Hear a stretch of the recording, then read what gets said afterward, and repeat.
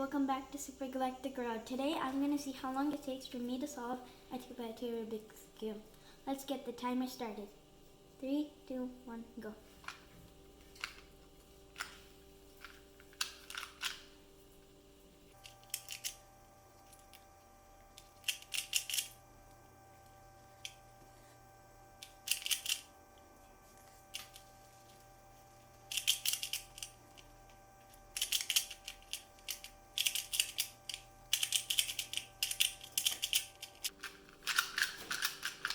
Stop the timer.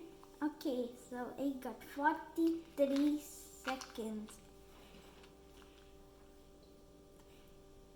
Let me see if I can beat my record, 43 seconds.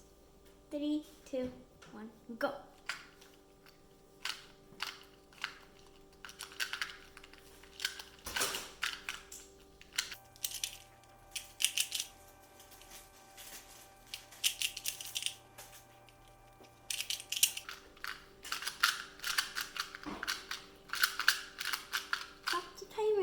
Oh guys, look, I beat my record 43 seconds. Now I got 27 seconds. That's a good time for my main 2x2 Rubik's Cube.